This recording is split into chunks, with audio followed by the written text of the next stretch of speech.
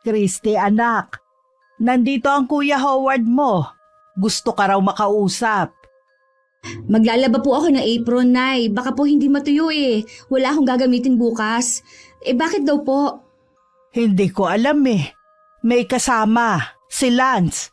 Kilala mo rin siya, hindi ba? Naku, paano hindi ko po makikilala sikat na playboy at bad boy yun sa probinsya natin, Nay. Ikaw talaga, mukha namang mabait ang binatang yun eh. Tsaka masayahin, magalang din. Nagmano agad sa akin kanina sa may bakod pa lang ng bahay natin. Hay nako, malamang pakitang tao lang po yun, Nay. Basta wala po akong tiwala sa mayabang na lalaki na yun. Nakakaya naman kung hindi mo man lang sila lalabasin, anak. Hindi naman siguro magtatagal kaya istimahin mo na lang at alukin ng kape. Hay, sige na nga. Pero hindi ako pwede makipag-usap sa kanila ng matagal, ha? Oo, Christy. Naiintindihan ko. Para lang hindi magtampo si Howard sa'yo. Magandang araw, Miss Gwen. Ako nga po pala si Christy. Meron po akong mga kakaibang karanasan na may kinalaman sa kababalaghan. At gusto ko pong ibahagi sa inyo. Sana po mapili ang sulat ko at mapakinggan ko to sa channel nyo. Christy, mabuti naman at lumabas ka na. Akala ko pagtataguan mo na kami. Oo nga pala, si Lance, pinsan ko. Kilala ko siya, matagal na. O yun naman pala eh. Di wala nang problema. Ano pong ibig mong sabihin, kuya? Hindi na ako magpapaligoy-ligoy pa. Di ba single ka? Single din si Lance, naghahanap ng maliligawan. Naisip ko, bakit lalayo pa siya, di ba? Nandiyan ka lang naman. Nako, hindi ako nagpapaligaw, kuya. Busy po ako sa trabaho at ayoko ng dagdag sakit sa ulo. Grabe ka naman, Chris. Mabait naman ako, tsaka mapagmahal. Naisip ko rin, tama ang pinsan ko. Bakit di natin subukan? Malay mo, magkasundo tayo. Hindi! Sigurado akong hindi tayo magkakasundo dahil bukod sa mayabang ka na, may history pa ng pagiging babaero. May mga pagkakataon talaga na hindi ko makontrol ang bibig ko. Likas na prangka kasi ako. Mukhang nasaktan sila sa sinabi ko pero huli na para bawiin ko pa ang mga nasabi ko na.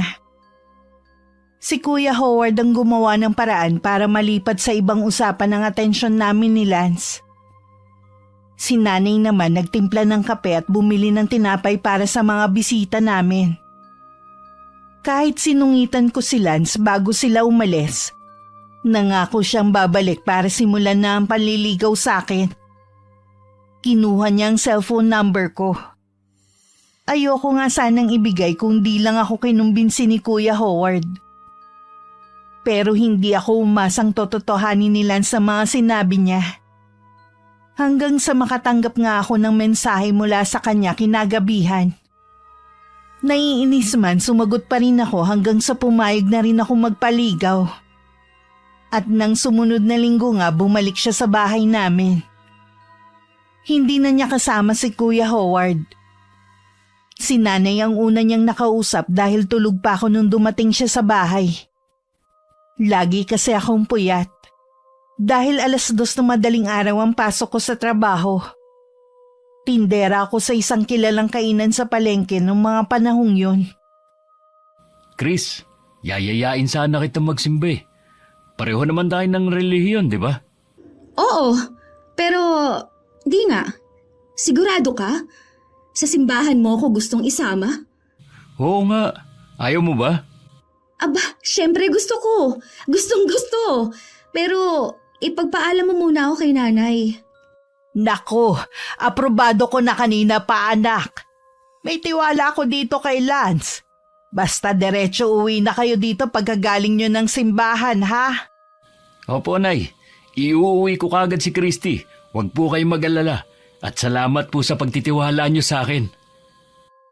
Ilang taon din akong single at puro trabaho lang ang inaatupag. Kaya may kaba akong nararamdaman bukod sa excitement. May tiwala si Nanay kay Lance kaya panatag na rin ang loob ko na sumama sa kanya. Medyo nahiya pa ako nung may nakita kaming mga kakilala sa simbahan. Nagulat din sila na makita magkasama kami ni Lance. Ang iba naman binati kami kasi akala nila mag-boyfriend na kami. Pagkagaling sa simbahan, nagyaya si Lance na bumili ng pasalubong para kay nanay at sa mga kapatid ko. Bumili rin siya ng lechon manok at soft drinks. Mabuti na lang at pagdating namin sa bahay, eksaktong nakapagsaing na sinay. May niluto rin siyang gulay at pritong isda. At yun ang unang beses na nakasalo namin sa pagkain si Lance. Sa pagtsatsaga at pagpupursige niyang manligaw, nakamit niya rin ang matamis kong oo. Sa simbahan ko siya sinagot. Gusto ko kasi saksihan Diyos sa umpisa ng relasyon namin. Lalo pat memorable sa akin ng simbahan. Si Lance din ang unang lalaking nanligaw sa akin na doon ako unang dinala. Kaya naman naisip ko nung mga panahong yun na karapat dapat siya sa pagmamahal na wagas. Pinagmalaki ko siya sa buong pamilya at ibang kamag-anak namin. May mga natuwa kasi sa wakas daw mag-aasawa na ako. Makakahigop na sila ng sabaw. Pero may isang tutol sa relasyon namin. Ang kapatid ng nanay ko, si Tita Adora. Christy naman, ang daming lalaki. Ang daming nanligaw sa'yo. Bakit yung lalaking pa yun ang napili mo? Bakit po? Anong problema ninyo kay Lance? Hindi mo alam. Hindi sinabi sa'yo ni Ate Daisy. Konsentidora din kasi talagang nanay mo, ano? Nasilaw sa mga regalo at kung ano-anong ibinigay ng lalaking yun sa'yo. Grabe naman po kayo kay nanay. Hindi po mukhang pera ang nanay ko. Ano po bang pinupunto ninyo, tita? Bakit hindi niyo lang po ako diretsuhin? Matagal ng bali-balita sa probinsya natin na aswang ang mga magulang ng boyfriend mo. At kapag nahawa ka, malamang magiging aswang na rin ang buong pamilya natin. At hindi ako papayag na mangyari yon. Sa totoo lang, napaisip din ako sa mga sinabi ni Tita Adora. Pero mas nanaigang pagmamahal ko kay Lance. Lalo pat malaki talaga ang tiwala ni nanay sa kanya. Kasi nung nanliligaw pa lang siya sa akin, kita talagang malinis at tapat ang intensyon niya. Kahit ang mga kapatid ko at pinsan boto sa kanya. Pero nung unang beses na isinama ko ni Lance sa bahay ng ate niya, hindi ako makatulog. Naalala ko kasi ang mga sinabi ng tiyahin ko. Wala naman ako nakitang senyales na may lahing aswang nga sila. Kahit yung pagkain at bahay malinis. Naisip kong baka chismis lang talaga yun na pinaniniwalaan naman ni Tita Adora. Nang maging kami ni Lance, isa talaga sa mga natuwa si Kuya Howard. Christy, Lance, doon tayo sa bahay mamaya. Nagluto si Mrs. ng pansit. Anong meron, kuya? Wala pa namang may birthday Sinisipag lang ang ate Maylin mo. Imbitahan ko raw kayo na magmerienda sa bahay. At saka tatagay din sana kami ng konti ni Insan. Naku, kunwari pang merienda. Iinom lang naman pala kayong dalawa. Hindi naman kami magpapakalasing, mahal. Magdadrive din kasi ako mamaya pa uwi. Oo nga naman, Neng. Kaya payagan mo na si Lance. Sige na nga. Basta 2 bote lang ng beer, kuya. Tapos, kwentuhan na lang tayo ni na Ate Maylin. Tuwing nasa bahay si Lance, madalas na ganun ang bonding namin. Minsan naman kami ang nagbibigay ng ulam kina Kuya Howard. Masipag at masarap magluto ang boyfriend ko. Dahil doon, mas lalo ko siyang minahal. Malapit din siya kina nanay at bunso. Parang tunay na ina ang turing niya sa nanay ko. Siguro dahil ulila na siya sa mga magulang. Malambing din si Lance. Ganun daw madalas kapag bunsong anak. Masaya naging simula ng relasyon namin. May plano na rin kaming magpakasal noon. Minsan umaabot ng 1 linggo sa bahay namin si Lance. Doon siya dumediretso pagkagaling niya sa trabaho. At kahit hindi pa kami mag-asawa, ibinibigay niya sa akin ang sweldo niya.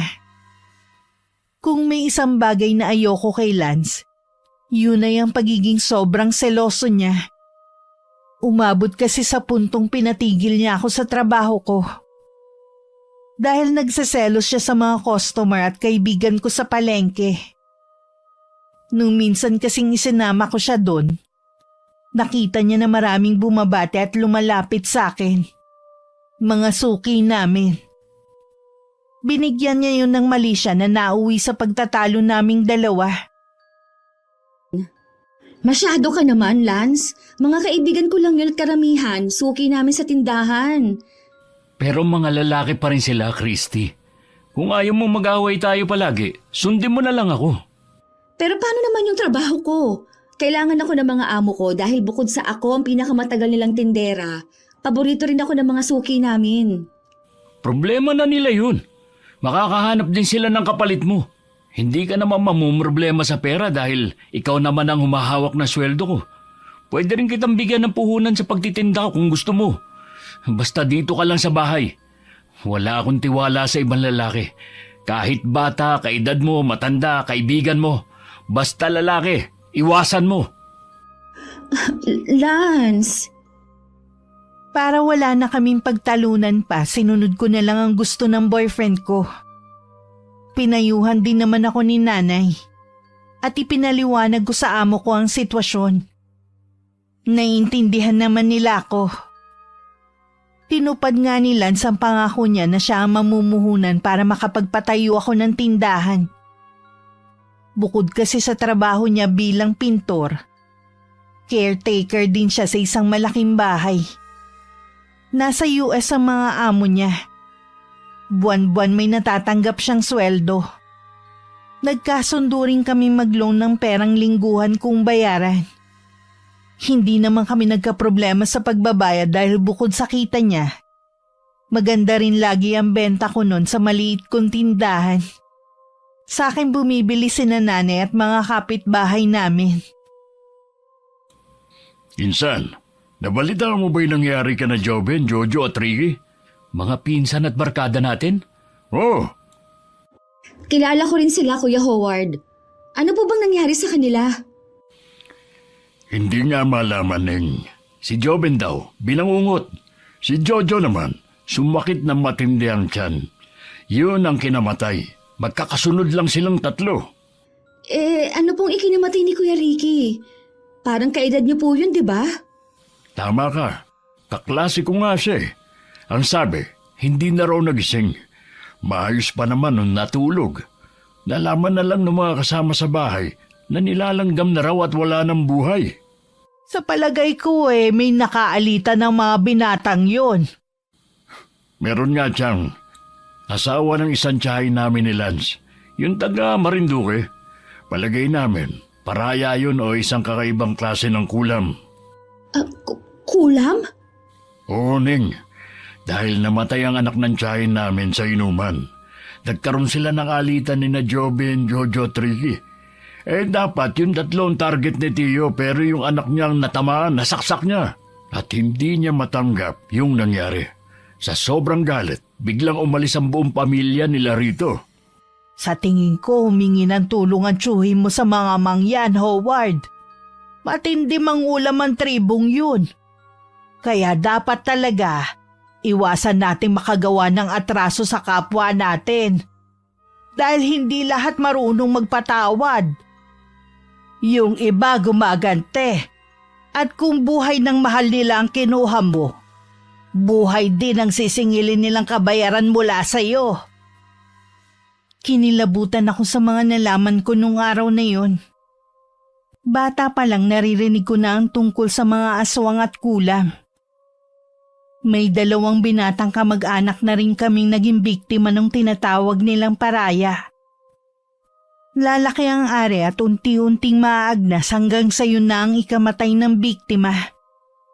Ang mga kamag-anak kasi naming yun may mga babaeng sinaktan na parehong tubong Mindoro. At yun na naging karma nila sa ginawang panloloko. Hindi sila agad namatay. Naghirap at nagdusa muna ng matagal. Nakakatakot ang kulam. Talagang mamamatay ka na walang kalaban-laban. Lalo pat hindi kayang gamutin ng doktor ang ganong klaseng karamdaman. Kaya ikaw, Lance, magtino ka ha? Para hindi ka magaya doon sa mga pinsan ninyo. Teka, ba't ako nadamay? Maayos ako, Chris. Tsaka loyal ako sa'yo. Sobrang nag-aalala talaga ako noon dahil sa nabalitaan ko kay Kuya Howard. Pero makalipas ang ilang araw nawala na rin yun sa isip ko. Naging abala na kasi ako ulit sa pamimili ng mga paninda ko at sa mga gawaing bahay. Tuwing araw ng linggo nagsisimba pa rin kami ni Lance at nakikipagkwentuhan kina Kuya Howard. Naging routine na namin ng ganon.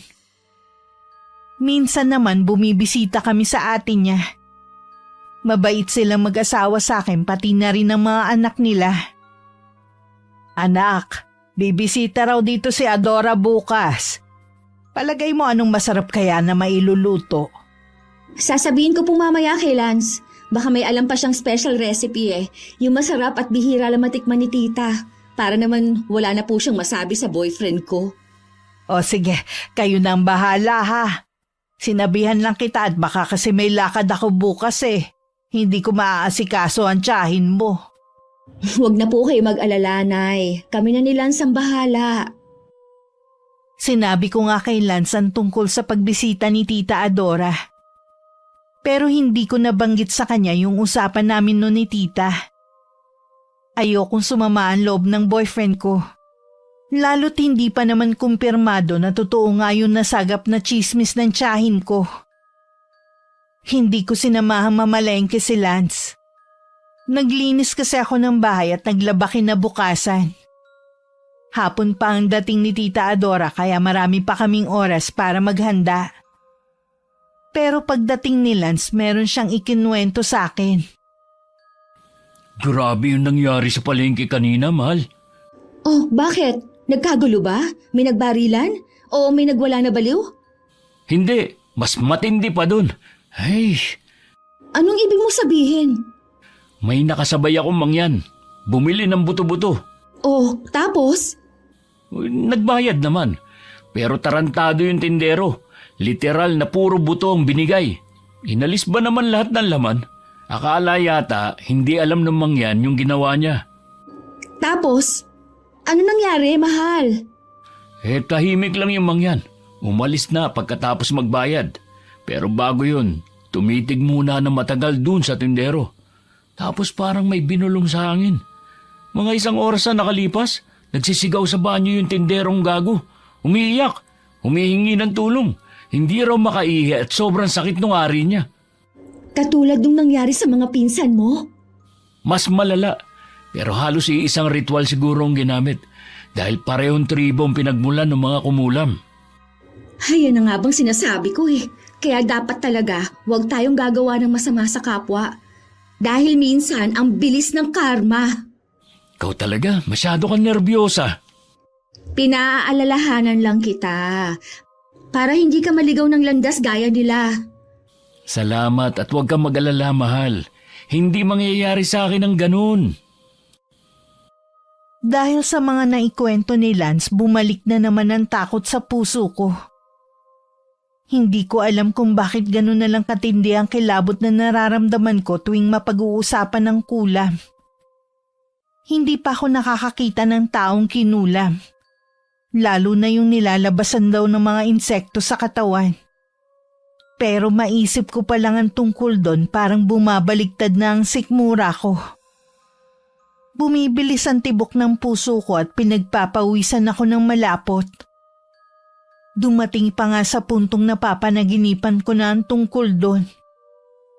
Mabuti na lang tulog manok si nanay. Lagi niya akong binabantayan sa pagtulog mula nung unang beses na binangungot ako. Sinabihan din ni nanay sina Lance at Kuya Howard na huwag munang babanggit sa akin ng mga kwentong katatakutan. Sumunod naman yung dalawa at dahil doon, nawala ulit ang takot sa dibdib ko pati na rin ang pagkabahala. Hindi natuloy ang pagbisita sa amin ng tiyahin ko. Kaya naman wala si Lance nung pumunta na sa bahay namin si Tita Adora. Ano ba yung mga sinabi mo kay Christy, ha? Ginugulo mo lang ang isip ng pamangkin mo.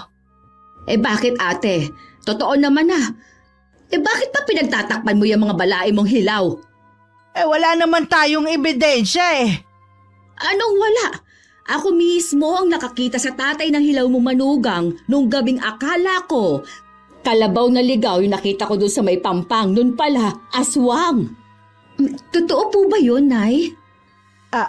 Christy, anak. Totoo yun, Christy. Ganito kasi ang nangyari ha. Inumaga kami ng uwi galing sa sayawan. Dalaga pa kami nila Ate Daisy noong mga panahon na yon. May mga kasama nga ako, kaso may nakita nga akong kalabaw kaya sinundan ko. Akala ko kasi nalimutang isilong nung may-ari. Tapos, ano pong nangyari? Kukunin ko sana yung tali at hahanap ako ng puno sa malapit para hindi mahulog sa pampang yung kalabaw. Tapos maya-maya, biglang dumating yung kumpare ni Tatang. Humahangos. May hinahabol daw na tao at doon sa pampang pumunta. Pero sabi ko, wala akong ibang nakita doon kundi kalabaw lang. Tinulungan niya akong itali yung kalabaw at siya rin yung kasabay kong pauwi. Paano niyo nasabing ang aswang yung tatay ni Lance? Hindi naman agad nalaman. Mga ilang linggo pa ang lumipas bago nakumpirma ng kumpare ng lolo ninyo. Nung napagkwentuhan na lang ulit. Naulit kasi ang ganong pangyayari at sa ikalawang beses, nasaksihan niya kung paanong nagpalit anyo yung biyenan mong hilaw. Mula sa pagiging tao, biglang naging kalabaw. Hindi ko pa rin alam kung maniniwala ba ako kay Tita Adora ng mga oras na yun. Pero nang tingnan ko si inay, nakita kong seryoso siya kahit hindi nagsasalita. Kaya naisip kong baka nga nagsasabi ng totoo ang tiyahin ko. At nasaktan ako dahil doon. Lalo na't napamahal na rin talaga sa akin si Lance. Gulong-gulo nun ang isipan ko. Parang naintindihan ko bigla ang pinagmumula ng agam-agam ni Tita Adora. Kung ako lang, wala namang problema kahit pamahawaan ako ng pagiging aswang ng boyfriend ko. Pero paano nga naman kung mahawa rin ng mga kapamilya ko? Kung sakaling ang totoong hinala mo, Adora, hindi naman siguro kay Lance ipinamana ng mga magulang niya ang pagiging aswang. Tingin ko dun sa bunsong babae na may asawa na. Paano ka naman nakakasiguro, ate? Nandun siya sa tabi ng mga magulang niya bago sila nalagutan ng hininga. Basta alam ko at sigurado ko. Kaya wala ka na dapat ipag-alala. Mabait si Lance, magalang, napakasipag at mahal niya talaga tong pamangkin mo. Hindi na ulit nagkomento pa si Tita Adora. Pero baka sa mukha niya matinding pagkadismaya. Nag-alangan lang sigurong makipagtalo pa sa nanay ko lalo't sa kabila ng isiniwalat niya. Hindi pa rin nagbago ang paninindigan ni nanay. Hindi niya ako sinabihan o inudyokang hiwalayan si Lance. Dahil doon mas lalo akong humanga kay nanay. Inilihim namin ni nanay kay Lance ang tungkol doon. Tingin ko nga nun wala siyang alam sa usap-usapan tungkol sa pamilya niya. Lalo na sa mga magulang niya. Sa kabila ng di pagsang-ayon ni Tita Adora, ipinaglaban ko ang relasyon namin ni Lance. Suportado naman ni nanay ang desisyon kong yun. Parang anak na rin kasi talaga ang turing niya sa boyfriend ko. Tumagal pa at naging mas matibay ang relasyon namin. Hanggang dumating ang mga bagong pagsubok at problema. Bakit nagte-text na naman sa'yo ang Jenny na yon, ha, Lance? Yun ba? Wala lang yun. Nangungumusta lang yung tao. Huwag mo sabihing nagseselos ka. Dapat ba?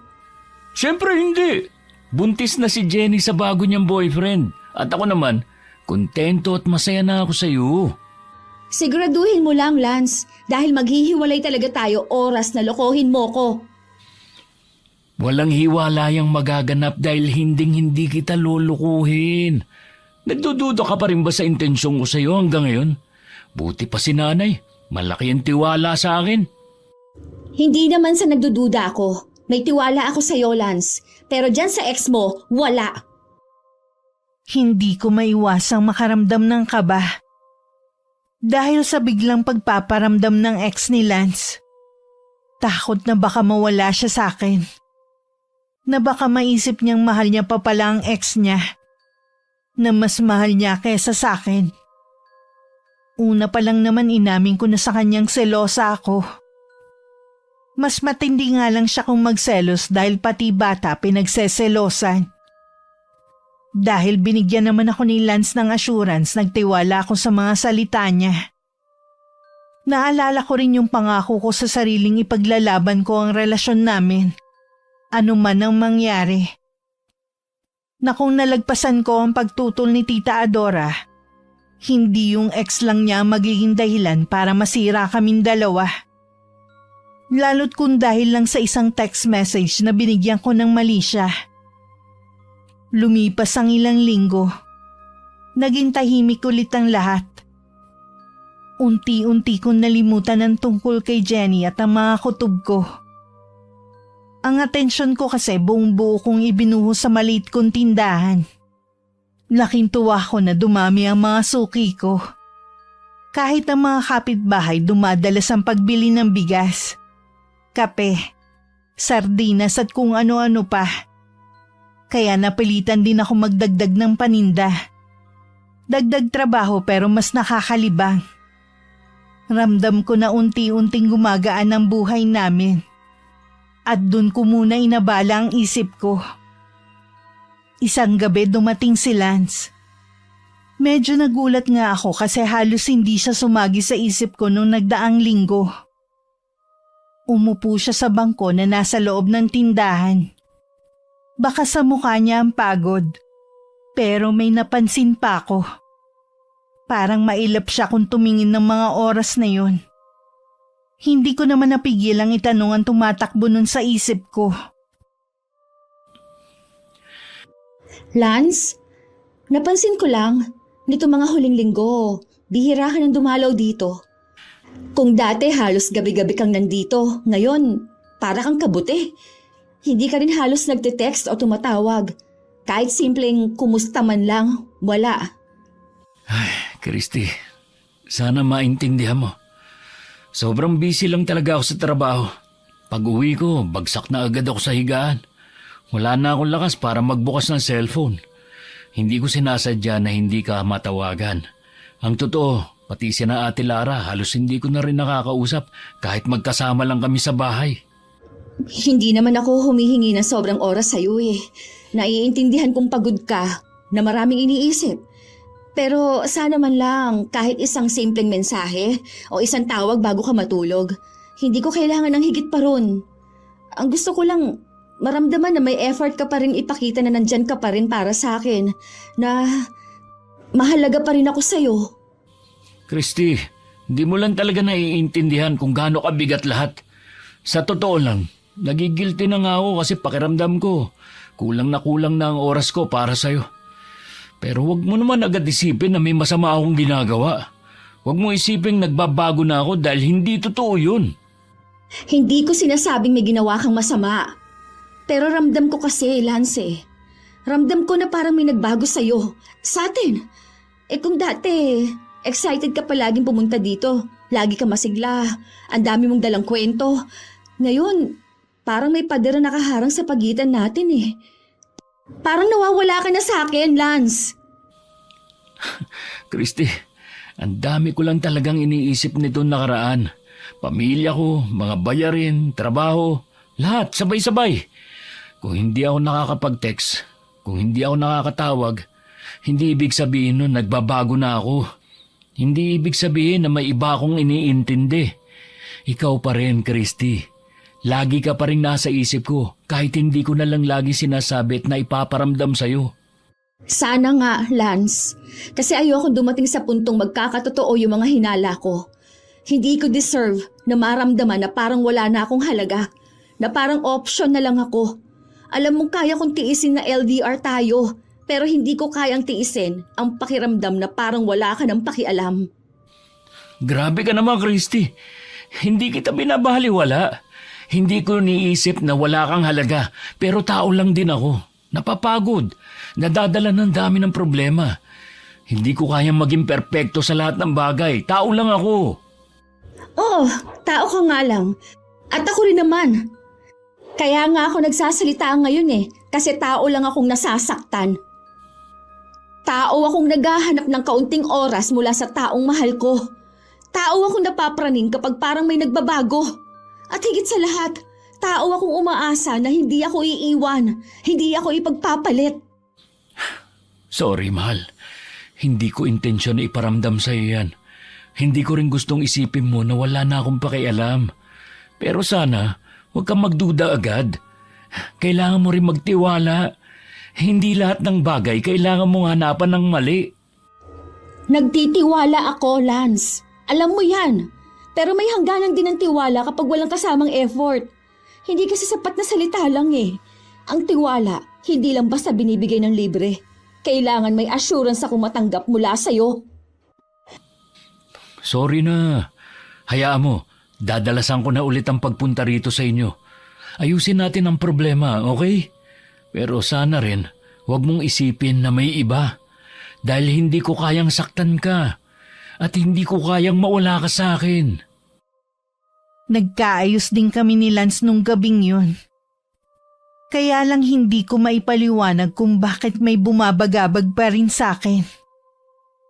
Ang bawat salita ni Lance kahit puno ng pangako parang may tinatago. Nasa pagitan ako na nagtitiwala at nag-aalinlangan.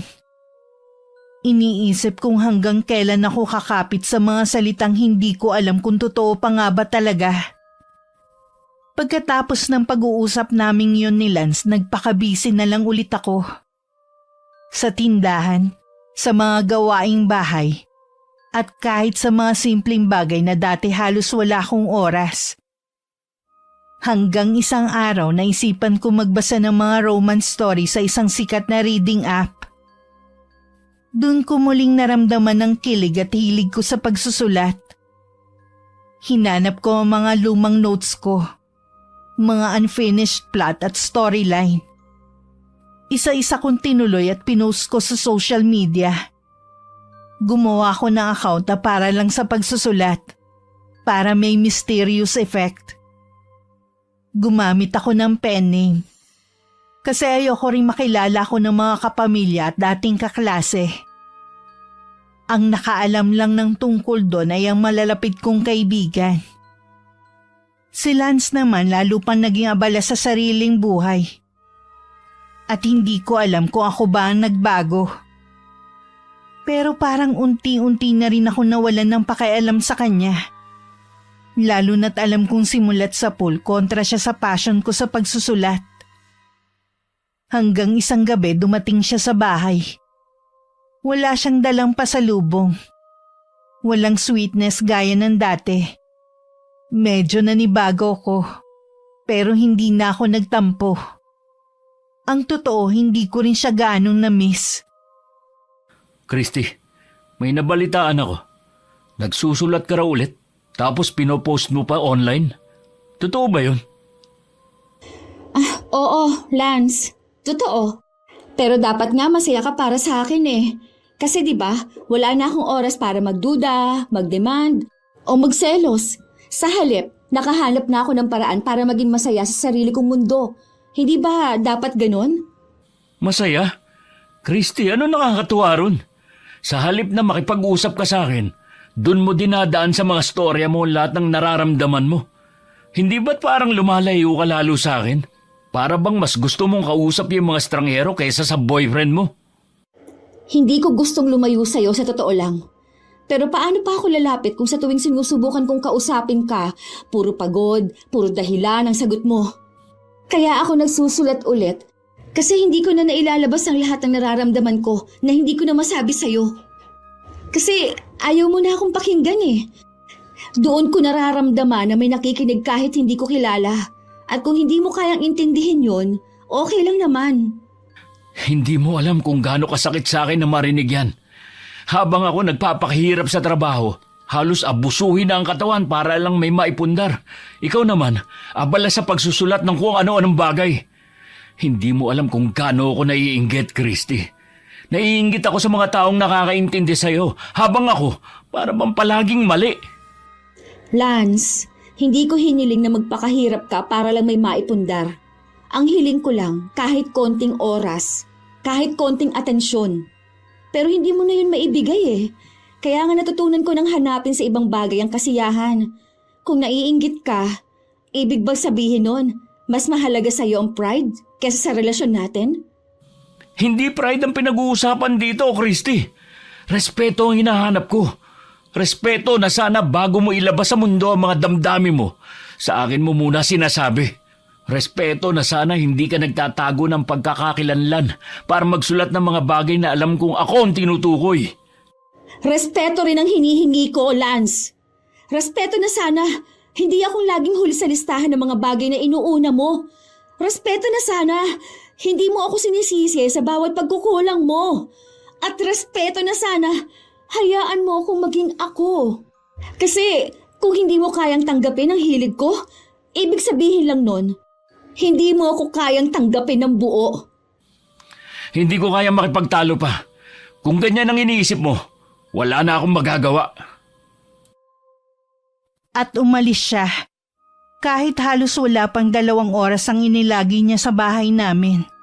Hindi ko siya hinabol. Sa halip hinayaan ko na lang siyang mag-walk out. Dahil sa sandaling yun, naisip kong baka hindi na kami magkaayos pa ulit. Matapos nga ang mainit naming pagtatalo, akala ko wala nang mas titindi pa sa bigat na nararamdaman ko. Pero hindi pala.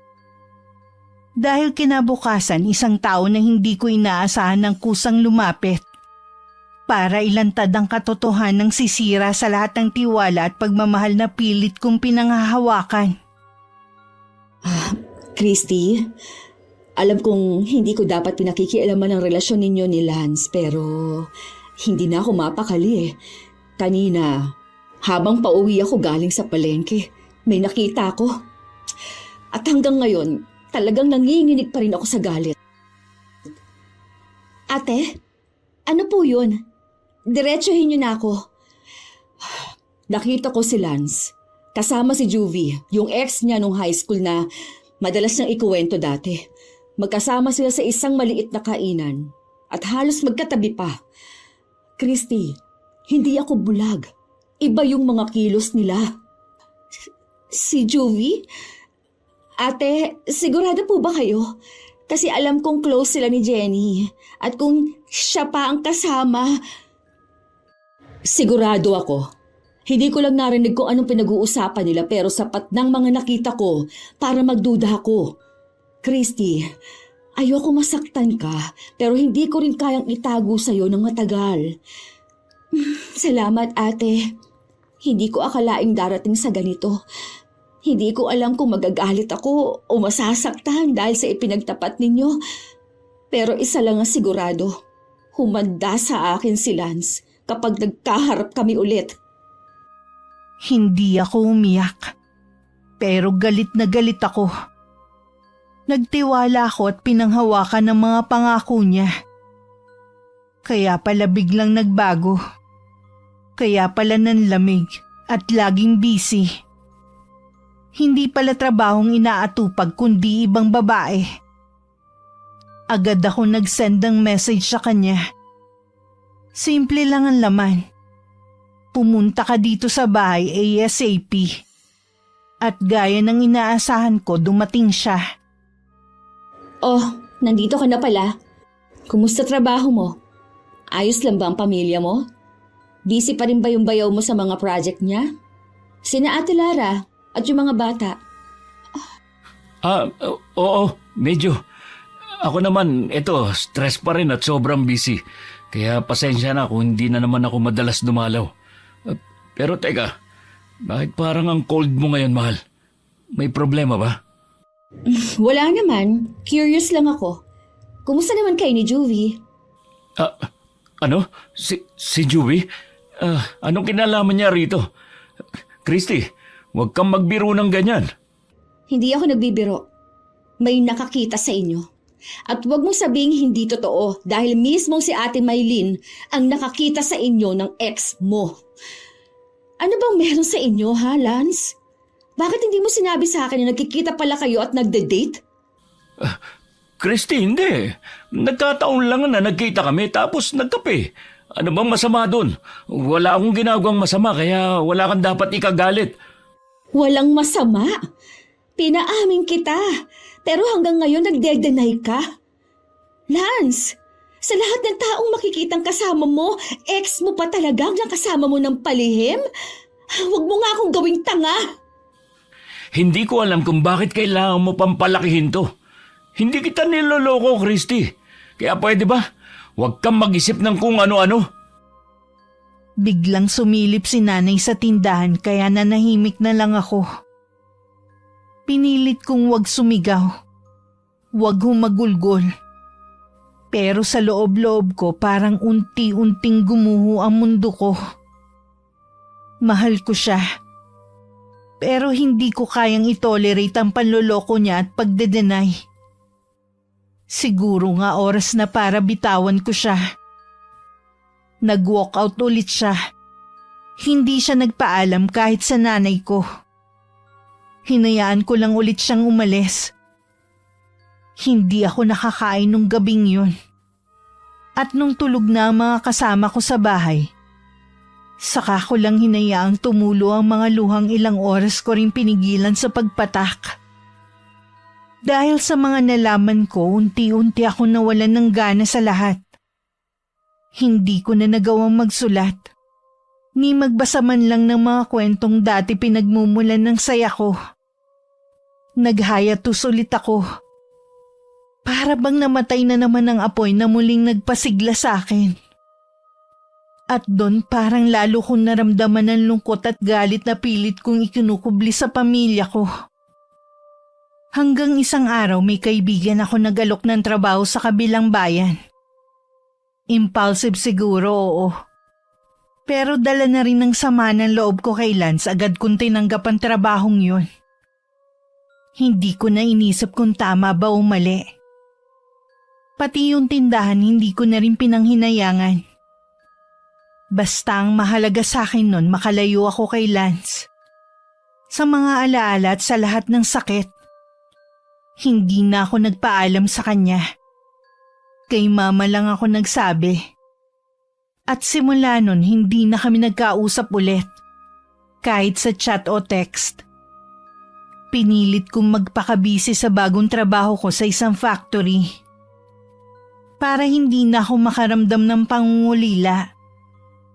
Pero kahit gaano ko pasubukan, hindi ko kayang takasan ng realidad. Isang gabi habang nag-iisa ako sa boarding house namin, nakatanggap ako ng mensahe na hindi ko inaasahan. Galing kay Lance. Maikli lang ang laman pero sapat para mapaguho ang mundo ko at dumurog sa puso ko. Tapusin na natin ang lahat. Sorry kung naging duwag akong aminin. Pero nagsisimula na ako uli ng bagong buhay kasama si Juvie. Sa totoo lang ang sakit. Akala ko matapang na ako. Akala ko kaya ko na. Pero nung gabing yun bumigay ako. Umiyak ako ng umiyak. Hindi ko inakalang hahantong talaga kami sa hiwalayan.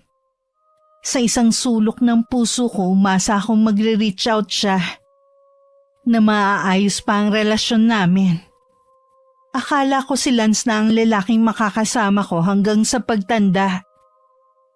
Pero nagkamali ako. Christy, buti dumaan ka dito sa amin. Namiss kita. Halika, upo ka muna.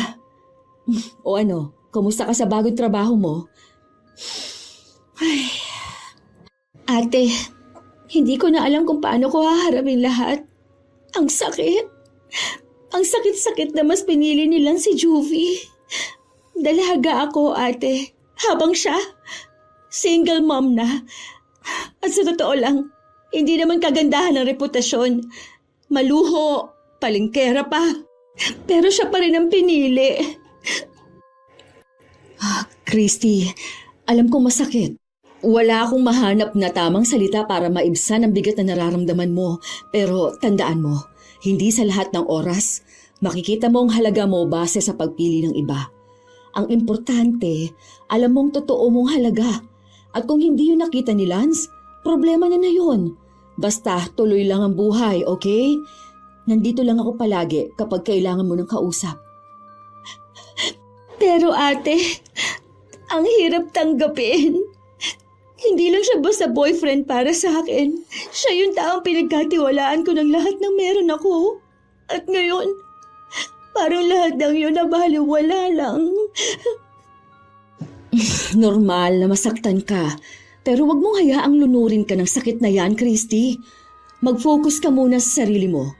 Nasa iyo ang pagkakataon para bumangon ulit. May trabaho ka na, may mga kaibigan ka, may pamilya ka dito. Eh kung hindi naging totoo si Lance, wag mong hayaang sirain niya pati ang kinabukasan mo. Gusto kong maniwala, ate. Gusto kong isipin na kaya ko. Pero minsan, natatakot akong baka wala nang darating para tanggapin ako at mahalin. Dahil hindi na ako buo. Huwag mong ikumpara ang sarili mo sa kanya o sa kahit kanino. Hindi umiikot lang ang buhay sa isang relasyon, ha? At hindi mo kailangan ng lalaki para maging buo. Mas matatag ka kesa iniisip mo, Christy. Salamat, ate. Kailangan ko lang yata talagang marinig yan. Siguro nga, oras na para isipin ko muna ang sarili ko. Hindi man agad mawala ang sakit, pero kaya kong piliing bumangon ulit. Umalis ako kay na Ate Maylin na mas magaan ang pakiramdam. Hindi pa rin nawala ang sakit. Pero naramdaman ko na hindi ako nag-iisa. Oo, iniwan ako ni Lance. Pinili niya ang ibang babae. Pero hindi ibig sabihin na tapos na rin ang lahat sa akin. Siguro nga simula pa lang ng mas mahirap na laban. Pero alam ko kaya kong harapin lahat ng mga pagsubok na darating sa buhay ko. At nung gabing yun, ipinangako ko sa sarili kong hindi ko hahayaang sirain ni Lance sa mga pangarap ko. Hindi ko hahayaan ng pag-ibig na nagdulot ng sugat ang siyang magdidikta ng kinabukasan ko. Sa totoo lang hirap na hirap akong mag-move on. Lalo ako nalungkot nang maalala kong kinailangan kong isarado ang maliit kong tindahan noon. Tindahan na pinaghirapan ko. Pero isinuko ko para makalayo kay Lance. Nasanay akong lagi siyang nariyan. Lagi kong kasama. At sabay naming pinaplano ang kinabukasan. Pero pinilit kong bumangon. Pinilit kong kalimutan ang masakit na nakaraan. Mabilis na lumipas ang mga buwan. Halos hindi ko namalayan. Isang araw nakatanggap ako ng text mula sa ate ni Lance. Iniimbitahan niya ako sa birthday ng bunsong anak. Ayoko sanang pumunta dahil siguradong naroon si Juvie. Pero sabi ni Ate Maylin, invited din sila ni Kuya Howard. Christy, halika na.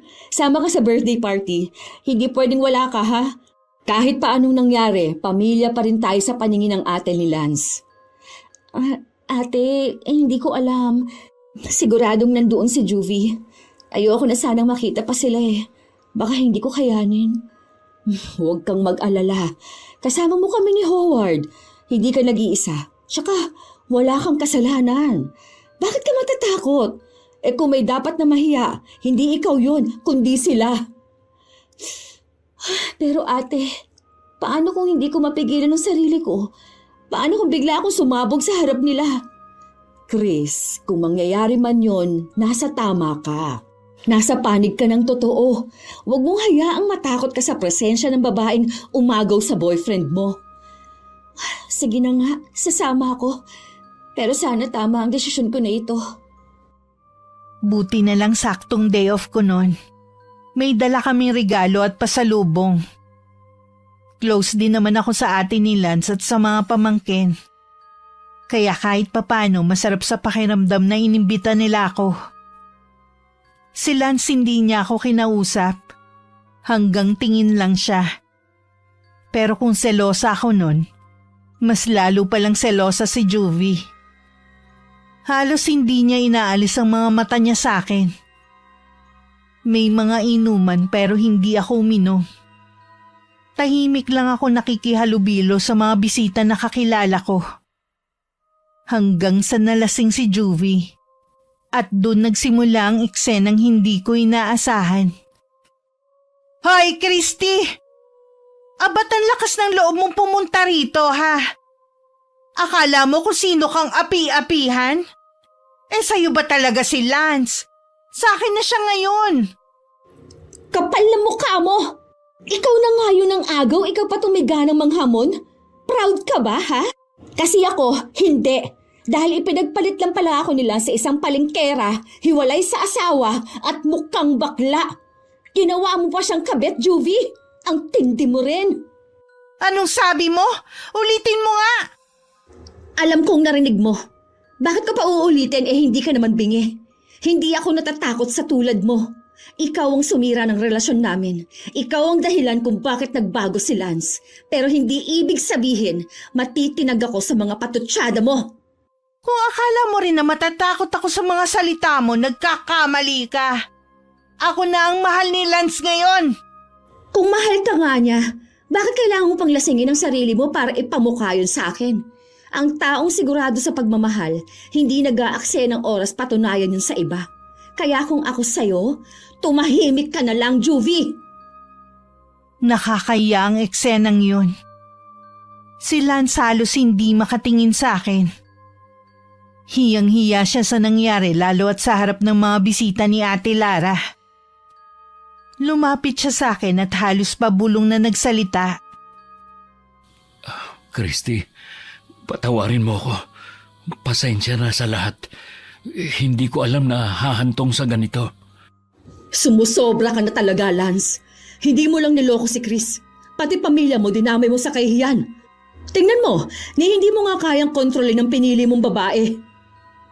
Huwag ka na magpaliwanag, Lance. Wala na akong pakialam sa mga sasabihin mo. Hindi ko na yan kailangan. Para saan pa? Hindi mo na rin mababawi ang sakit na dinulot mo sa akin. Lumapit din sa amin ang ate niya. Humingi ng pasensya. Sobrang nahiya raw sila sa nangyari. At ako, nagsisi rin ako na sumama pa ako ron. Pero sa isang banda, buti na rin. At least nailabas ko ang galit ko sa jowa ng ex ko. Yung babaeng nang akit at nagtulak kay Lance para pagtaksilan ako. Hindi na kami ulit nagkausap ni Lance pagkatapos ng gulo sa pagitan namin ni Juvie. Pinili kong magpakabisi sa trabaho, sa sarili kong mundo, at sa mga simpleng bagay na nagpapakalma ng isip ko. Hindi na rin ako nag-boyfriend. Siguro natakot na rin ako. O baka sadyang napagod lang ako makipagrelasyon. Nabalitaan ko kay Ate Maylin na nagsama na raw sina Lance at Juvie. Ang sakit. Iniiyak ko na lang ulit. Pero sa totoo lang nung mga panahon na yun, natutunan ko na rin tanggapin. Na siguro nga hindi talaga siya para sa akin. Isang araw simpleng hapon lang sa bahay namin. Naglilinis ako ng kuko. Tahimik ang paligid. Nang biglang dumating si Ate Maylin. Hindi naman ako nagulat na binisita niya ako. Dahil madalas naman siyang pumasyal sa amin. Pero kinilabutan ako sa kakaibang ngiti niya nung mga oras na yun. Kaya napakunot noo ako habang nakatitig sa kanya. Chris, may kasama ako ngayon. Alam ko magugulat ka pero sana makinig ka muna bago ka magalit, ha? Kasama? Sino? Ate, huwag mong sabihin... Christy, ako nga. Pinapasok ako ni nanay. Ang dami kong gusto sabihin. Sana makinig ka muna. Lance? Ikaw? Ang kapal din ng mukha mo magpakita pa rito. O ano na? Umiiyak ka ba kasi niloko ka rin ni Juvie? Aba, sinong tanga ngayon? Kinarma ka lang, Lance. Christy, please. Nagkamali ako. Oo, niloko niya ako. Pero iba ka. Ikaw ang minahal ko. Ayokong matapos tayong ganito. Bigyan mo pa ako ng isang pagkakataon. Isang pagkakataon? Lance, ilang beses na ako nagbigay sa'yo noon. Pero anong ginawa mo? Binaliwala mong lahat. Pero Christy, hindi ko kayang wala ka. Wala akong katahimikan, wala akong direksyon. Sa'yo lang ako naging totoong masaya. Kung totoo yan, bakit mo ko iniwan? Bakit mo ko ipinagpalit? Huwag mo na akong gawing option ulit, Lance. Hindi ako panakipbutas. I know my worth, kaya umalis ka na. Hindi siya agad umuwi. Nakipag-inuman pa siya sa mga tito ko na kapitbahay lang namin. Halatang gusto niyang manatili pa malapit sa akin. At nung nalasing siya, Christy, patawarin mo na ako. Sige na. Kalimutan na natin lahat. Magsimula tayo ulit. Hindi na ako magpapadala sa tukso. Pangako, ikaw na lang talaga. Lance, hindi na ako galit sa'yo. Pero ayoko na. Hindi ko na kayang ibalik ang dati. Naka-move on na ako. Kung gusto mo, pwede tayo maging magkaibigan. Pero hanggang dun na lang. Kaibigan? Christy, hindi ko kayang maging kaibigan ka lang. Pero kung yan ang gusto mo, wala na akong magagawa. Minsan, kailangan nating tanggapin na hindi lahat ng mahal natin para sa atin. Hindi tayo ang itinadhana. Mahal pa rin kita, Christy. Kahit na ano mangyari. At ako, pinili ko na mas mahalin ang sarili ko. Kaya tama na, Lance. Hindi na kita kayang mahalin ulit. mabilis na lumipas ang mga taon mula nung huling pag-uusap namin ni Lance. Hanggang sa nagkaroon ng hindi inaasahang pandemya na nagdulot ng pangamba at kilabot sa lahat. Lalong nawalan ng pag-asang magkakayos kami ni Lance. Kung nagkataon na hindi siya tumigil sa panunuyo sa akin, baka bumigay rin ako. Bago sumapit ang pandemic, nakabisita pa ako kay Lance kasama ang isang kaibigan. At doon wala na talaga akong maramdamang galit. Wala na ring pait. Para bang naghilom na ang sugat. Nagkaroon kami ng pagkakataong mag-usap ng maayos. Closure ika nga. Kaya masasabi kong maayos na naging paghihiwalay namin. Walang sigawan, walang iyakan, walang sumbatan. Kapwa na namin tinanggap na baka hindi nga talaga kami para sa isa't isa. Patapos na ang pandemic na may sinagot akong manliligaw. Sa panahong yon, nalaman ko rin na may bagong girlfriend si Lance. Simple lang daw yung babae. At ayon sa mga usap-usapan, siya raw ang kauna-unahang boyfriend nun. Ang sabi pa ni Reto raw ng asawa ng ate ni Lance. Dahil may sarili na rin akong love life nun, pinili kong maging masaya para sa kanya. Iniisip ko baka ang bago kong boyfriend na nga rin talaga ang taong itinadhana para sa akin. Isang hapon habang nagkukwentuhan kami ni Ate Maylene. Ate, kumusta na si Lance? Si Lance. Sabi ni Ate Lara, balak na raw niyang pakasalan si Josephine. Mukhang seryoso na talaga siya sa bagong GF. Napangiti ako. Pero aaminin ko may konting kirot pa rin ako nararamdaman sa puso ko. Alam kong wala na akong karapatan pang makaramdam ng ganon. Lalo't may boyfriend na rin akong nagpapasaya sa akin. Kaya pinili kong sarilinin na lang yon. Hindi ko na ipinalam kay Ate Maylene. Lumipas ulit ang mga buwan na halos hindi ko namamalayan. Isang araw bago ang kasal ni Lance, nakatanggap ako ng imbitasyon mula sa ate niya. Pero nagpa siya akong huwag pumunta. May parte sa akin na gusto kong masaksihan siyang ikinakasal. Pero may bahagi rin na nagsasabing baka hindi ko kayanin. na baka masaktan pa rin ako. Naalala ko bigla yung gabing na panaginipan ko si Lance. Sa panaginip ko nakita kong namatay siya. Paggising ko umiiyak ako. Kinabahan ako bigla.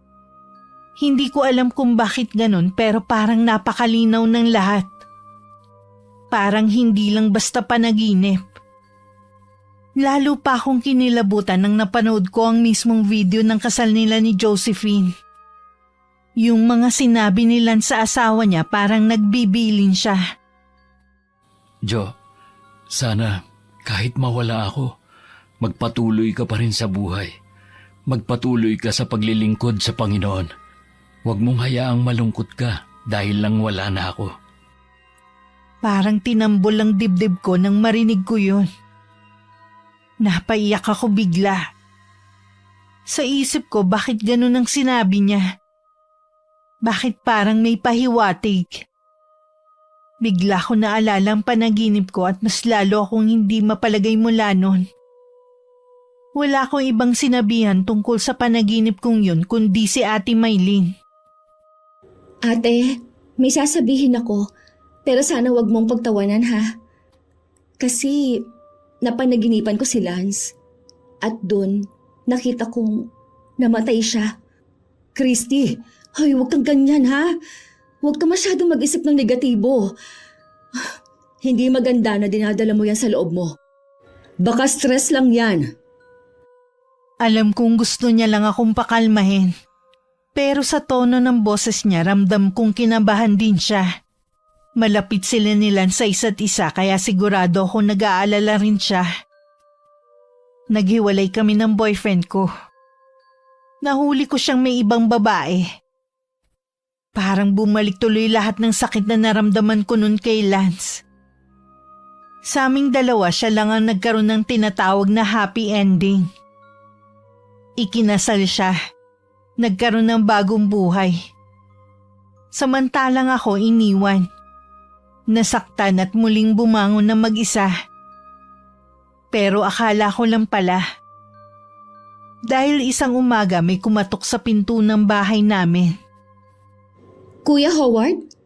Christy, pasensya na kung biglaan ang pagpasal ko. Alam kong matagal na kayong walang komunikasyon ni Lance. At siguro ayaw mo na rin makarinig ng kahit anong balita tungkol sa kanya. Pero hindi ko kayang hindi sabihin sa iyo ito eh.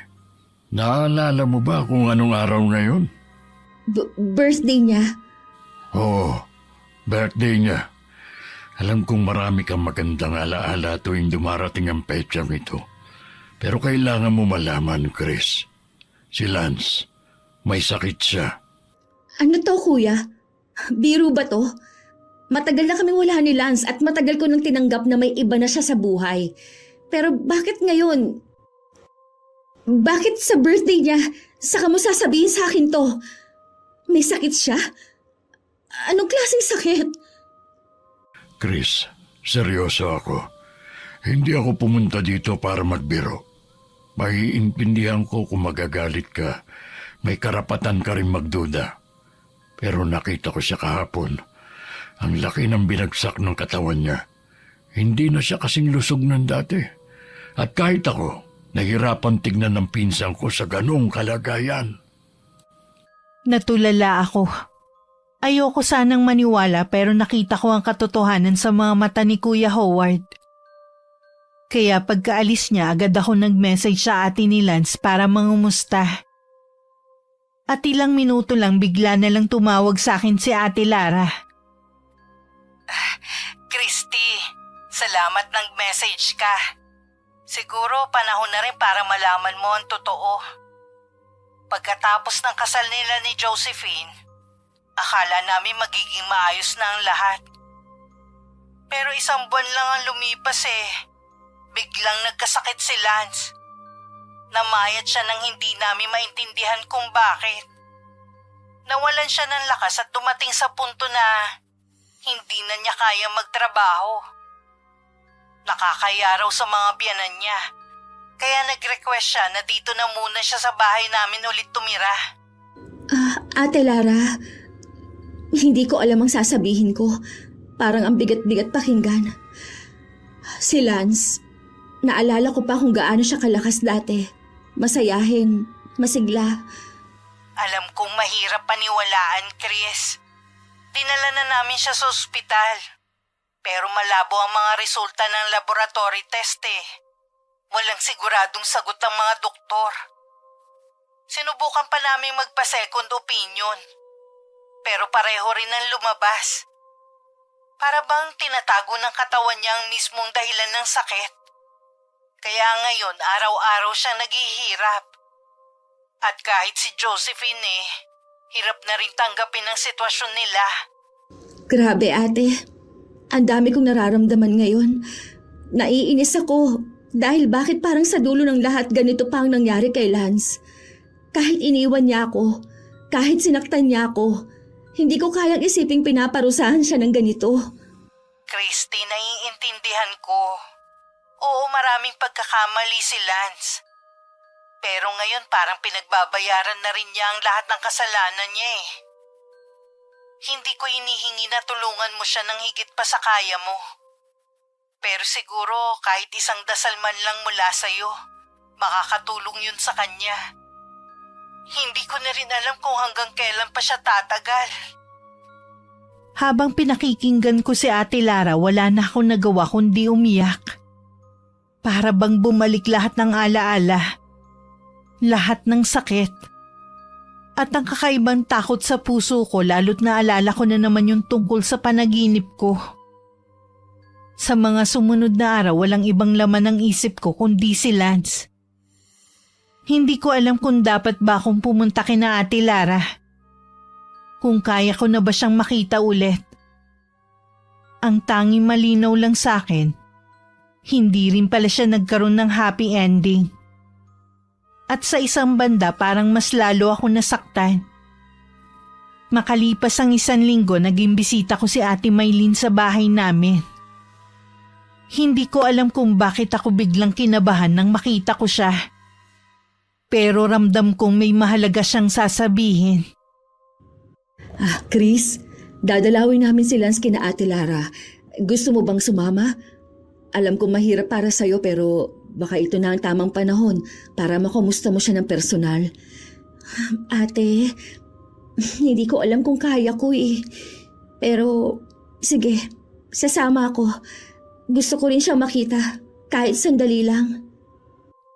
Tahimik lang kami sa biyahe. Kasama rin namin si Kuya Howard. Parang lahat kami may kanya-kanyang iniisip. At walang gustong magsimula ng usapan. Hanggang sa makarating kami sa bahay ni Ate Lara. Nagulat siya nang makita kami. Pero agad niya kaming pinatuloy. Tinawag niya si Lance. At ilang saglit lang lumabas ito. Natulala ako. Totoo nga ang sinabi nila. Ang laki ng ibinagsak ng katawan nito. Hindi na ang dating Lance na nakilala ko. Payat, maputla, pero pilit pa rin ngumiti pagkakita sa amin. Christy, kumusta ka? Pasensya na, nakakahiya ang itsura ko ngayon. Pero masaya akong makita ka ulit. Ako rin, Lance. Kumusta ka? Okay naman. Naghain na ako. Kumain na kayo. Hindi ko na kayo masasabayan ha. Katatapos ko lang kasing kumain nung dumating kayo eh. Sige lang, busog pa naman ako eh. Asan pala ang asawa mo? Nandun sa bahay ng mga biyanang ko. May mga kinuhang gamit. Babalik din yun mamaya. Ikaw, Christy, may boyfriend ka na? Wala. At hindi ako naghahanap. Hindi ako naniniwala. Oo, totoo nga. Lance, ang laki ng ipinayat mo. Hindi siya sumagot. Tumahimik lang bigla. Ako rin biglang wala nang masabi. Lahat ng kasalanan niya sa akin nun parang bigla akong nakalimutan. Gustong gusto ko siyang yakapin. Pero pinigilan ko ang sarili ko. Hindi na pwede. Hanggang tingin na lang ako at pangungumusta. Bilang respeto na rin sa asawa niya. Malungkot ako nung umalis kami. Pero nangako ako sa sarili na babalik ako ulit doon sa susunod na linggo. Naging mahirap para sa akin ang mga sumunod na araw. Ang bigat lagi ng pakiramdam ko. Tiningnan ko yung picture ni Lance na sinend ni Ate Lara. Payat siya pero malaki ang tiyan. Hindi ko napansin yun nung dinalaw namin siya kasi maluwag ang t-shirt na suot niya.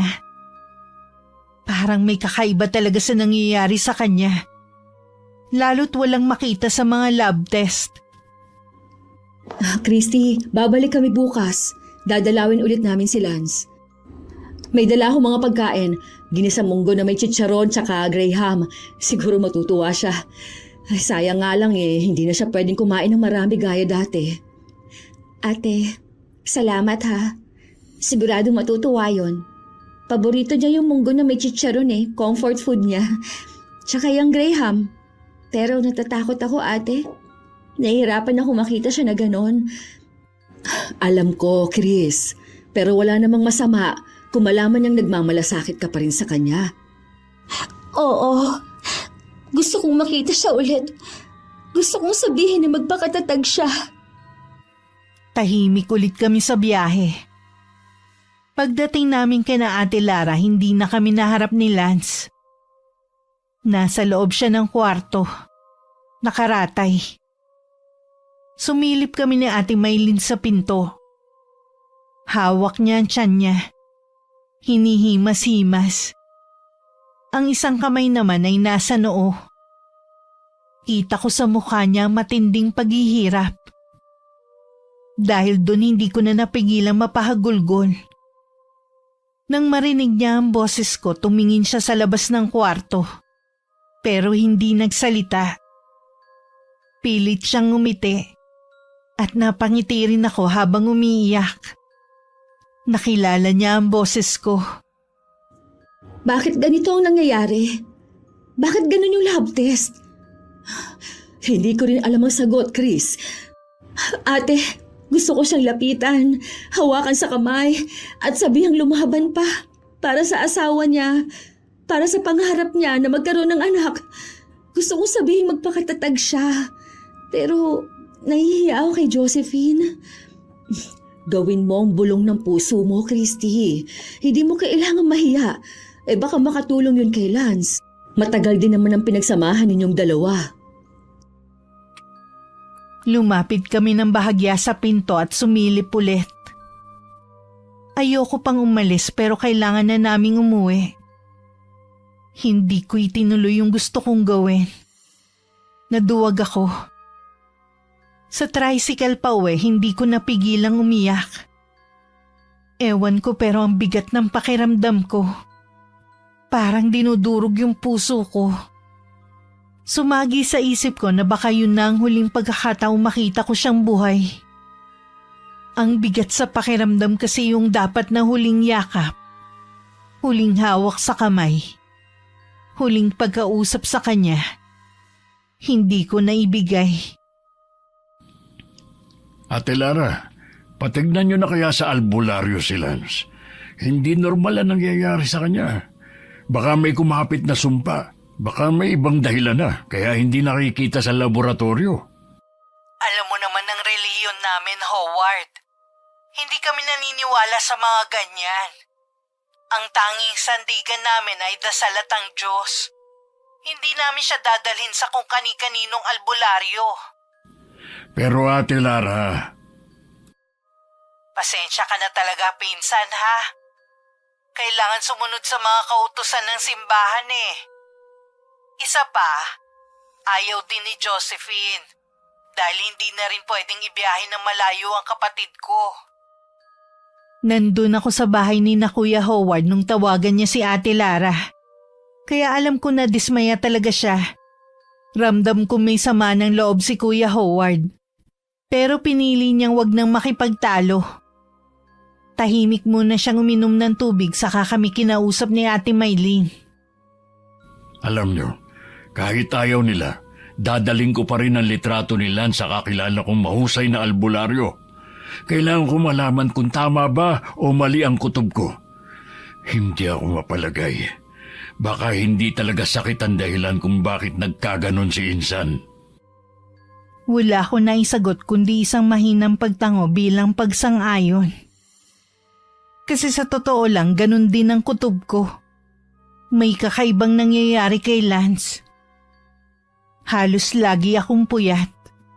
Hindi siya mawala sa isip ko. Lagi rin akong umiiyak. Sa kusina habang naghuhugas ng plato. Sa kwarto bago matulog. Habang naglalaba at kahit habang nagkakape ako. Lalo na pag naaalala ko yung mga masasayang sandali namin sa bahay. Yung lambingan, tawanan namin sa umaga, yung panonood ko sa kanya habang nagluluto siya at marami pang iba. Hanggang isang madaling araw, bandang 3:00 yun. Naalimpungatan ako dahil tumunog ang cellphone ko. Tumatawag si Ate Lara. Christy, pasensya na sa istorbo. Wala na si Bunso. Pumanaw siya kagabi pa bandang 11:30. Lance!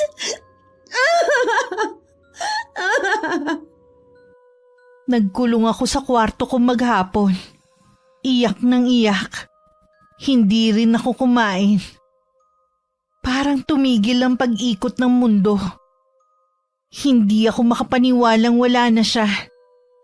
Ang lalaking kahit sinaktan ako may puwang pa rin sa puso ko. Kinagabihan pumasok si nanay sa kwarto ko. Naabutan niya akong nakatihaya. Nakatitig lang sa kisame habang basa ang mukha at unan ng luha.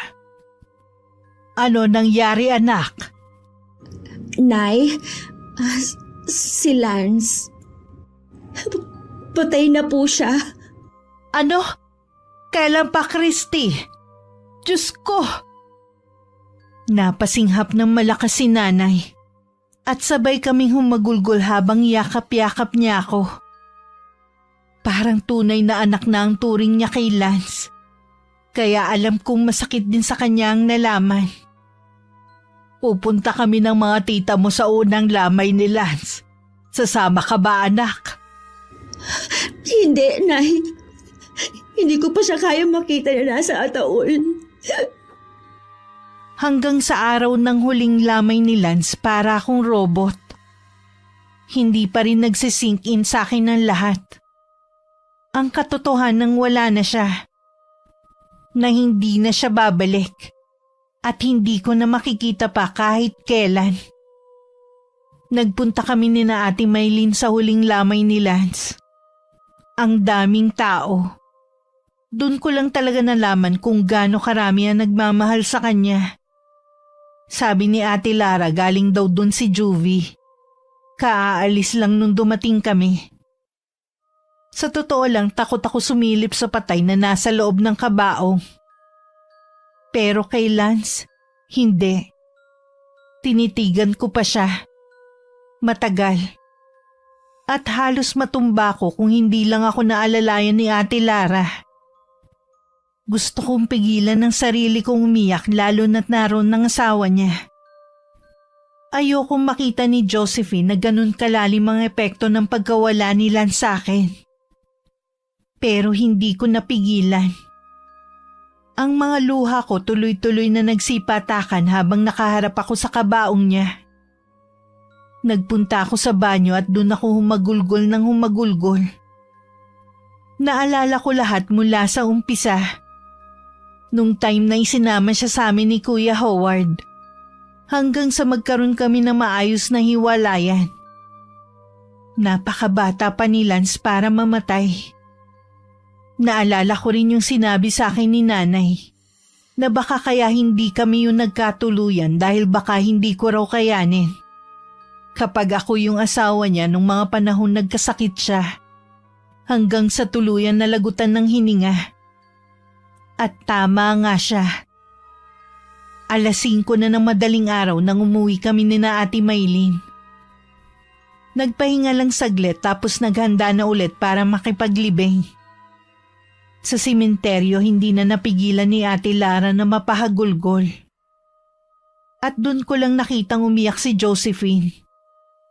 Kagaya ng huling beses na dinalaw ko si Lance, hindi ko nagawang lapitan siya. Kahit sa huling pagkakataon. Binuksan ang kabaong niya. Humawak sila sa mga paa niya. Gusto ko rin sanang gawin yun.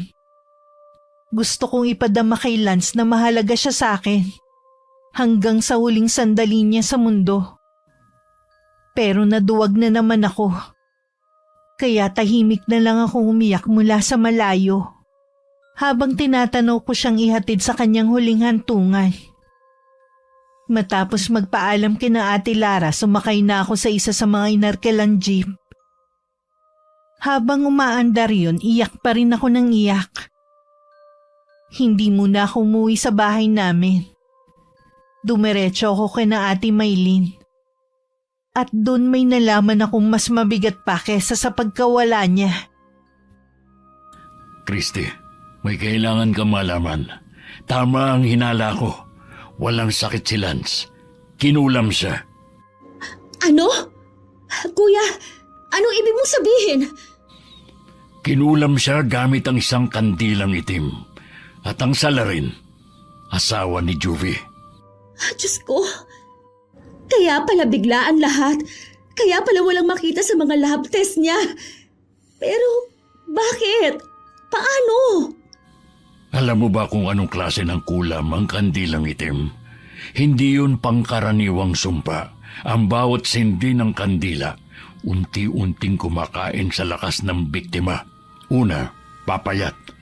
Magmumukhang sakitin kahit malakas naman dati. Tapos, lalakihan tiyan para isipin ng tao may sakit sa loob. Baka sa atay, baka sa bituka. Pero ang totoo, ang kandilang itim ang sumisipsip ng buhay niya. Kaya pala ganun ang katawan ni Lance. Payat, pero malaki ang tiyan. Oo, at hindi siya mabilis na pangungulam. Ang kandilang itim ginagamit ng mangkukulam kapag gusto nilang pahabain ang paghihirap ng isang tao. Hindi agad pinapatay ang biktima. Kuya, bakit naman ang asawa ni Juvie? Ano bang nagawang kasalanan ni Lance sa kanya? Ang sabi ng albularyo, may atraso raw sila sa kanila dahil hindi talaga hiwalay sa asawa si Juvie. 3 taon na raw ito ng taning kay Lance. 3 taon ang ibinigay na limitasyon ng buhay niya matapos sindihan ng kandila. At ngayong taon, natapos ang oras ni Lance. Hindi makatarungan. Sa pagtataksil nila no ni Juvie, sa kasalanan nilang dalawa sa akin, buhay ni Lance ang naging kabayaran. Ganon ang kulam, Christy. Hindi mo agad nakikita pero mabigat ang parusa. At ang mas masakit, walang gamot laban sa kandilang itim. Maliban na lang kung mahuhuli agad ang magsisindi at mapapawalang bisa ang orasyon. Pero huli na, wala na ang pinsan ko. Para akong pinagsakluban ng langit at lupa. Bumalik lahat ng sakit at galit sa puso ko. Naalala ko ang pagtataksil nila noon. Kung paano halos nasira ang buhay ko dahil sa kanila. Kung hindi nila ginawa yun, kung hindi nila ako niloko, baka buhay pa si Lance ngayon. Hindi ko alam kung anong mas masakit. Ang makita siya naghirap hanggang sa uli, o ang malaman na sinadya talaga ng ibang tao ang lahat ng yun. Kuya, may ganun palang klase ng kulam. Ang tagal ng pagpapahirap para lang parusahan hindi lang ang biktima, kundi pati ang pamilya nito. Oo, hindi basta-basta ang kandilang itim. Habang nauupos ang kandila, nauubos din ang lakas ng biktima at sa bawat pagsindi, nagsisimula ulit ang paghihirap nito. Kaya hindi tuloy-tuloy ang sakit ni Lance. Minsan medyo nagiging maayos siya. Akala ni na Ate Lara gumagaling na. Pero sa oras na sindihan ulit ng asawa ni Juvie ang kandila, babalik na naman ang sakit ni Lance. Parang pinaglalaruan ang buhay niya. Diyos ko, kawawa si Lance. 6 na buwan pa lang silang kasal ni Josephine. Ang tagal kong umiyak.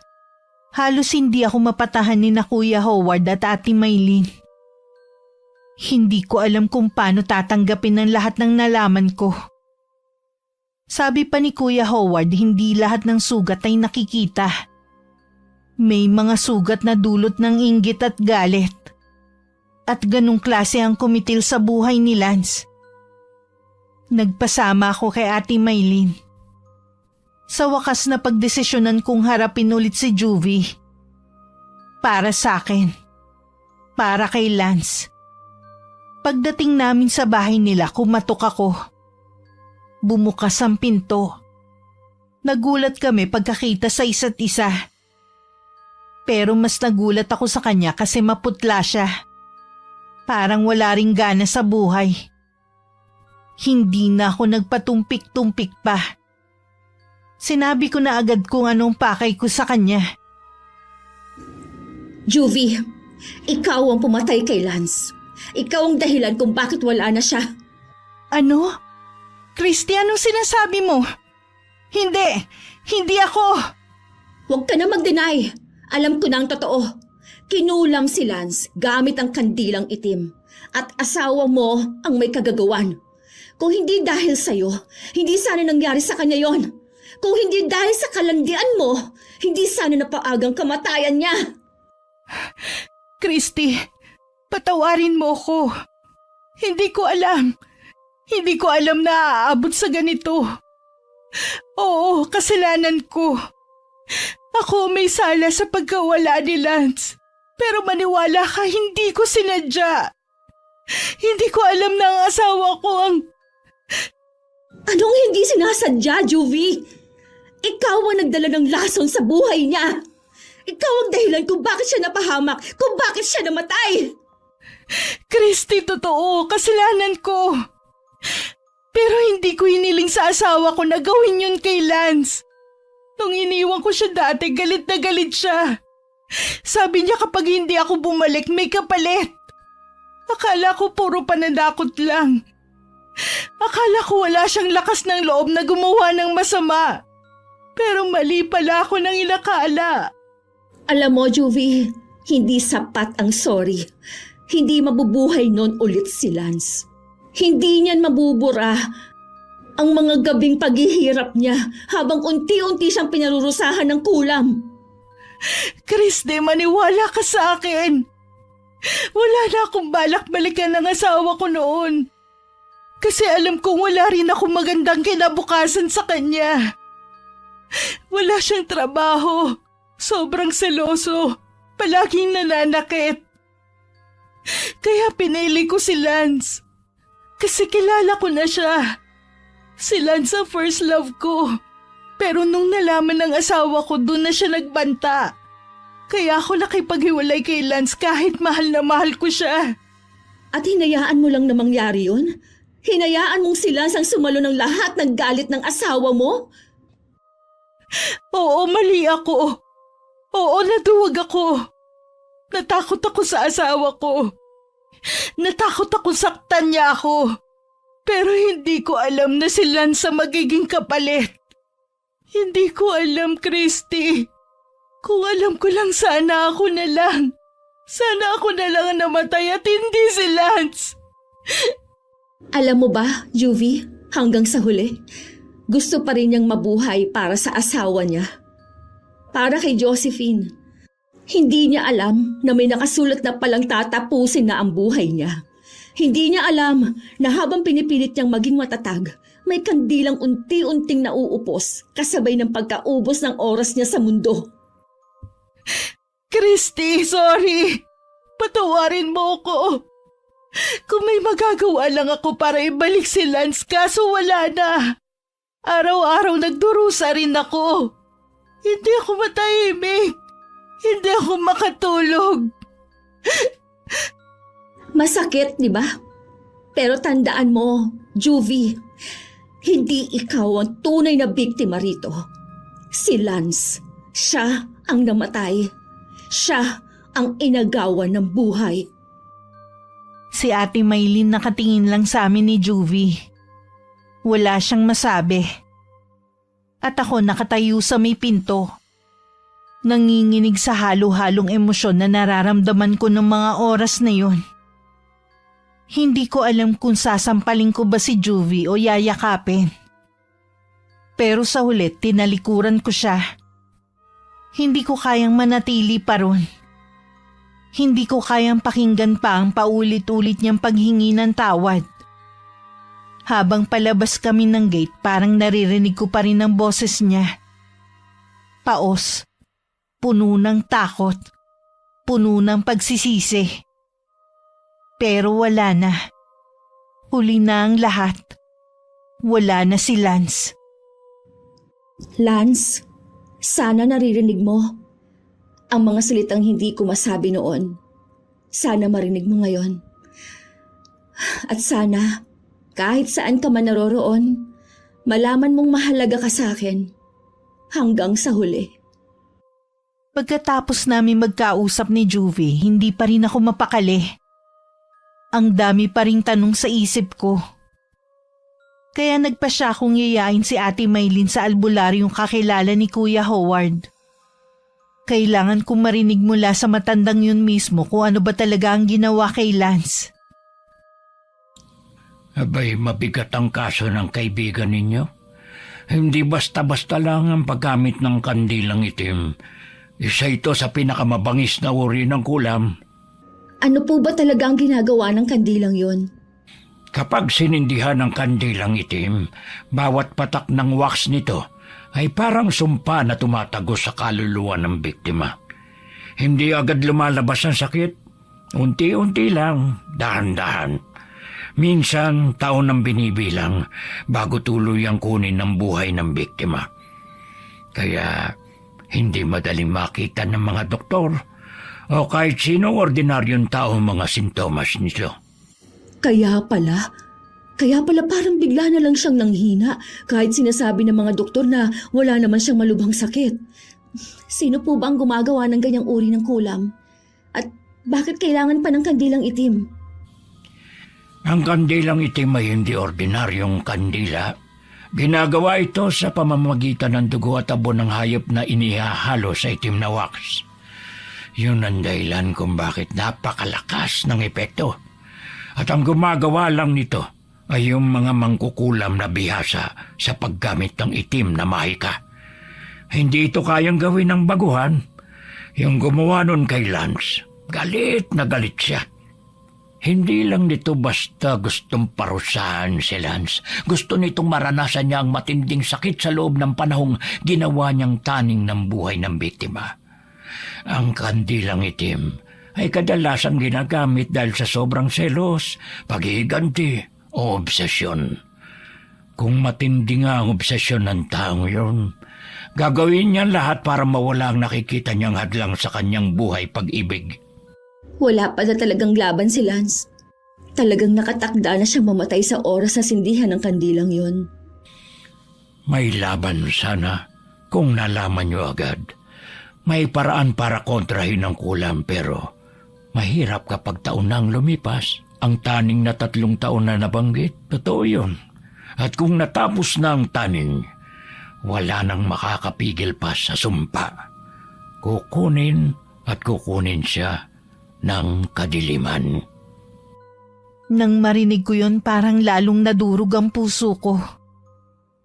Tahimik na nagdasal si Ate Maylin habang hawak ang kamay ko. Samantalang ako napayuko na lang. Humahagulgul sa harap ng albularyo. Ang nasa isip ko nung mga oras na yun kung may hustisya pa ba para kay Lance. Pagkatapos namin makausap ang albularyo, nagtagal pa kami sa bahay nito. Ang bigat ng aura ng paligid, ang amoy ng usok, ang mga antigong bagay sa maliit niyang kubo, at ang salita niyang puno ng hiwaga at talinhaga. Christy, Maylin, ang kulam na ginamit sa mahal niyo sa buhay ay malupit. Naiintindihan ko ang galit na nararamdaman ninyo pero Kung naghahangad kayo ng ganoong klase ng pagganti, lalo lang kayong malulugmok sa kadiliman. Pero paano po, Tang? Paano magkakaroon ng hustisya ang pagkamatay ni Lance? Hindi magandang panlaban ng paghihiganti sa paghihiganti. Kung gaganti kayo ng masama, magbubunga lang yon ng iba pang masama. Ang tama at makapaghihilom na hakbang ngayon ay ang magdasal para sa ikatatahimik ng inyong mga puso at isipan. Salamat po, Tang. Salamat po sa payo. Hindi kami papayag na maging katulad nila. Kaya nga po kami nandito para maghanap ng sagot sa mga katanungan at hindi po para ibalik sa mangkukulam ang kasamaan. Bago kami umalis, nagpasalamat kami ulit sa matandang albularyo. Umuwi kaming may lungkot pa rin sa puso. Pero mas naliwanagan na sa lahat na nangyari. Nagpa siya akong lisanin muna ang aming lugar, Miss Gwen. Kailangan kong lumayo. Hindi para takbuhan ng utang o ano paman, kundi para hindi ko maalala palagi si Lance. Nagtrabaho ako ng 3 taon sa Maynila. Tuwing may araw na nalulungkot ako, tinatawagan ko sina Ate Lara, Ate Maylin at Nanay. Nangako ako sa sarili na pagbalik ko sa amin, pupuntahan ko agad si Lance. Uuwi ako kapag handa na ang puso ko. Wakas. Christy, anak,